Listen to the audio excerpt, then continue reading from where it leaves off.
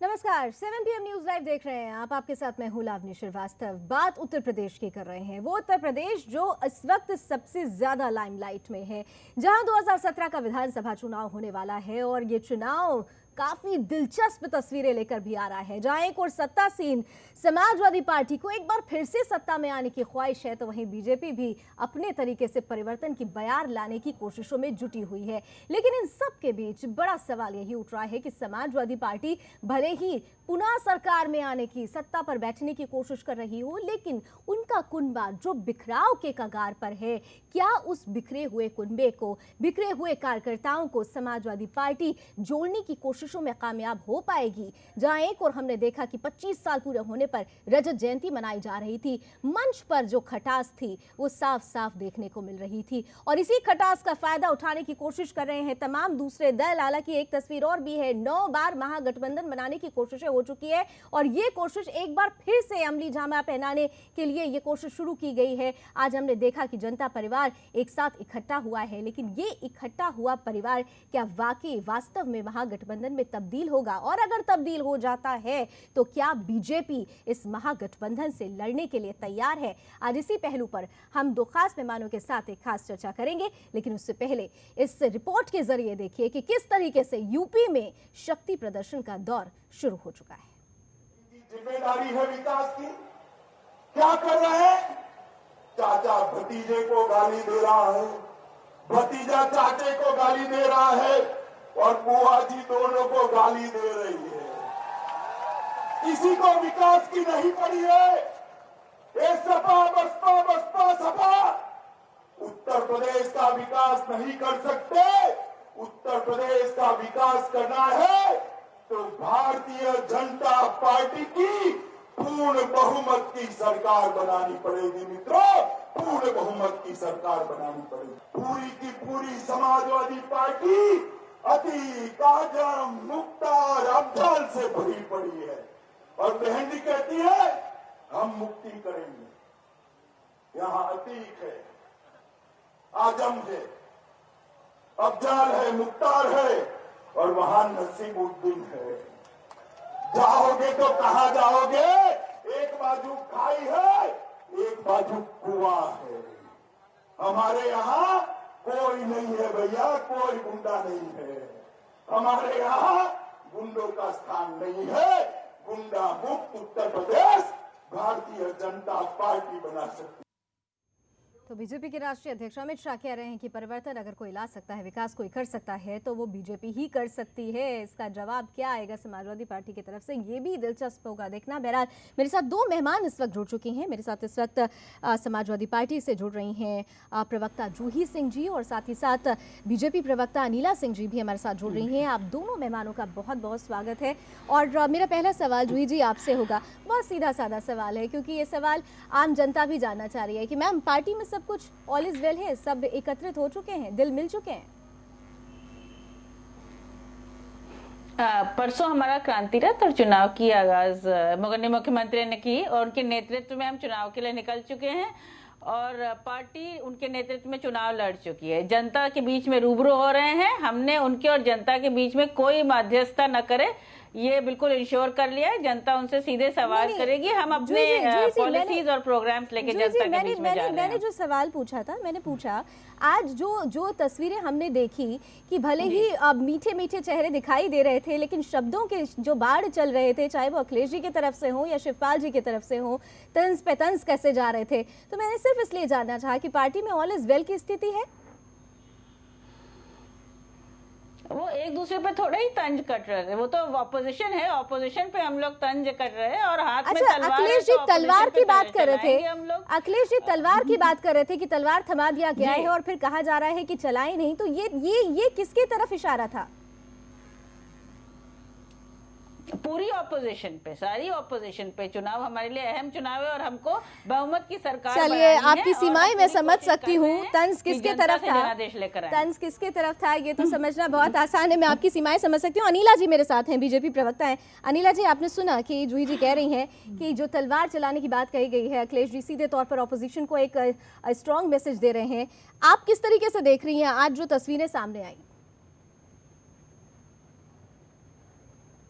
नहीं, आप कौन सी वाली तस्वीर के विषय में आप मुझसे जानना आपने चाहती आपने हैं कि आपने जो अगर सुना हो कि समाजवादी पार्टी जो अपना रजत जयंती जी, अखिलेश यादव और शिवपाल यादव मंच पर जरूर थे और तमाम मुस्कुराते हुए चेहरे भी थे, लेकिन अखिलेश जी और शिवपाल जी की तरफ से जो बयानों के बाण चल रहे थे, आप किस तरफ लेके जा रही हैं, किस तरह से देख रही हैं इसे? देखिए, आज समाजवादी पार्टी के लिए एक खुशी का मौका है। इन लोगों ने 25 वर्ष पूरे किए हैं, तो मैं इस पे टीका टिप्पणी बिल्कुल भी नहीं करना चाहूँगी कि भतीजा चाचा के ऊपर कुछ बयानात करे। आवाज़ इको मेरी बहुत ज़्यादा कर रही है, या एक दूसरे पे जो भी कर रहे हैं, ये इनका आपसी मामला है। और ये जो प्रदेश की जनता है वो अपने आप तय कर लेगी 2017 में कि जो अपना परिवार को नहीं संभाल पा रहे हैं, क्या वो प्रदेश को संभाल पाएंगे भविष्य में, जैसे अभी तक प्रदेश को भी नहीं संभल पा रहा था इनसे। तो इस पे तो मैं कोई टिप्पणी नहीं करना चाहूँगी। प्रदेश की जनता खुद समझदार है, समझ रही है। अच्छा ठीक है, मैं इसका जवाब मैं जूही जी से लूँ उससे पहले अनिला जी, मैं एक चीज़ आपसे और समझना चाहूँगी। आपने देखा कि जो बिखरा हुआ जनता परिवार था, आज एक बार फिर से मंच पर एक साथ नजर आया है। क्या आप इस महागठबंधन को, अगर ये महागठबंधन अमली जामा पहन लेता है, तो अपने लिए कितनी बड़ी चुनौती मान रही है? देखिए, जो अगर ये महागठबंधन होता है तो इसमें जो शक्ति है वो समाजवादी पार्टी की ही है। उत्तर प्रदेश में ये जो जितने भी बाकी दल हैं, इनका कोई अस्तित्व नहीं है।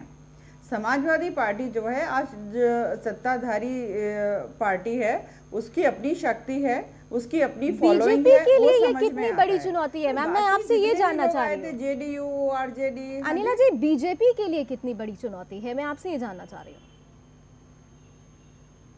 नहीं, देखिए, हमारे लिए चुनौती समाजवादी पार्टी हो सकती है। बाकी जितने लोग भी वहाँ पर बैठे हुए थे, उनको हम चुनौती नहीं मानते। चलिए, आप जूही जी, आपके पास आ रही हूँ। एक बड़ी बात, चुनौती तो है, आप दोनों के लिए चुनौती है, लेकिन एक चीज़ जो अनिला जी कह रही हैं, और हमने राष्ट्रीय अध्यक्ष अमित शाह के जब उनके बयान सुने हैं परिवर्तन रथ जो शुरुआत हुई है परिवर्तन यात्रा की, उसमें भी उन्होंने कहा कि कुनबा संभल नहीं रहा है, राज्य को क्या संभालेंगे?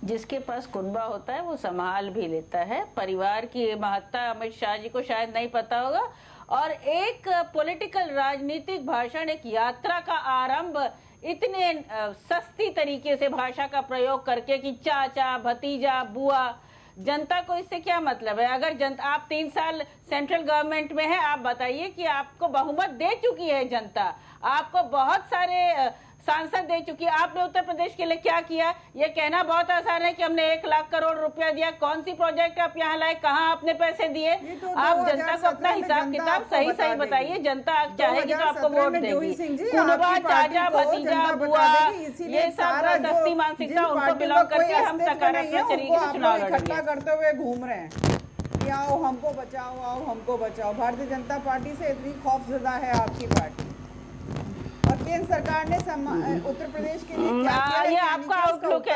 आप इस तरह के जनता को कमेंट कर सकती हैं, मेरे संस्कार नहीं है, मैं नहीं क्या करूंगी। किया है वो भी जनता को पता है, और उसी डर की वजह से आपने दुनिया भर की पार्टियों को जी, इकट्ठा वो करके जनता को अच्छी महागठबंधन तरह का पता विषय है, आप लोग और लेकर जनता आ को रहे हम बताते भी रहेंगे, और जनता को हम बताते भी रहेंगे कि हमने बिल्कुल, क्या क्या 2014 में काम भी उत्तर जनता ने प्रदेश में आपको किए बता हैं, दिया था जब अच्छी मुख्यमंत्री तरीके इसीलिए से। जा रहे हैं। अच्छा ठीक है, मुझे लगता है अनिला जी की आवाज़ थोड़ी सी टेक्निकल प्रॉब्लम की वजह से थोड़ी सी गड़बड़ आ रही है। मैं अनिला जी आपके पास आऊँगी, इसका जवाब मैं आगे भी मैं चाहूँगी कि आप ज़रूर जूही जी की बात का जवाब दें, लेकिन जूही जी आपसे एक सवाल करना चाहूँगी कि जिस तरीके से आप लोग भले ही कह रहे हैं कि बीजेपी अपने लिए जो जिससे जैसे भी बयान दे, आप उससे बिल्कुल इतर भावना रखते हैं, आप बिल्कुल क्लियर कट चल रहे हैं, लेकिन इस क्लियर कट तस्वीर में आप जिस तरीके से आगे बढ़ रहे हैं, आपके कार्यकर्ता एक दूसरे पर कुर्सी उछालते हैं, एक दूसरे पर अभद्र टिप्पणी करते हैं, तो जब कार्यकर्ताओं में ही एकजुटता नहीं है, तो किस तरीके से आप ये दावा कर सकते हैं कि आने वाले वक्त में जिसे ग्राउंड लेवल पर काम करना है, उन्हीं लोगों में जब एकजुटता नहीं है, तो जनता आप पर भरोसा कैसे दिखा पाएगी? आपको नहीं लगता कि ये एक बड़ी चुनौती है आपके लिए? अगर आप परसों के प्रोग्राम की बात कर रही हैं तो मैं मंच पे नहीं थी, जनता के बीच रैली में थी, कोई कुर्सी नहीं चली थी। मायावती जी जब अपने कमरे से बाहर निकलेंगी तब उनको कुछ वास्तविकता पड़ चढ़ेगी। बैठकर कहना बहुत आसान है कि किसके कार्यकर्ता कहाँ भिड़ रहे हैं, अपनी पार्टी संभालें। रोज लोग छोड़ रहे हैं रथ और यात्रा के विचारधारा दौरान वाली पार्टी रथ यात्रा रोज के किसी दौरान को मैडम वो भर्ती करा तस्वीरें रही आई है। थी। दूसरी बात, आज के दिन भी कार्यकर्ता एकजुट हैं। हमें बहुत अच्छा लगा कि मंच पे हमारे सारे नेता मौजूद थे। हम माननीय मुख्यमंत्री के नेतृत्व में चुनाव चल रहे, बड़ा आयोजन है। चलिए, बहुत बहुत शुक्रिया आप दोनों मेहमानों का। आज वक्त हमारे पास कम है, माफी चाहती हूँ, वक्त हमारे पास कम है, लेकिन दोनों ही पार्टियां हो, चाहे समाजवादी पार्टी हो चाहे बीजेपी हो, दोनों ही आश्वस्त है यूपी का सिंहासन उनके हवाले हो रहा है, जनता उन्हें चुनने वाली है। इस आश्वासन के साथ दोनों पार्टियां आगे बढ़ रही हैं, लेकिन जनता है और जनता कहते हैं ना, पब्लिक है, पब्लिक सब जानती है और जानकर किसको इस बार वो सिंहासन देने वाली है ये भी समझना अब धीरे धीरे आसान हो रहा है। क्या कुछ और दिलचस्प मोड़ आएंगे? सुदर्शन न्यूज की नजर लगातार बनी रहेगी। बहरहाल न्यूज लाइव में 7 PM न्यूज लाइव में अभी बस इतना ही, लेकिन देश दुनिया की तमाम खबरों के लिए आप जुड़े रहिए सुदर्शन न्यूज के साथ।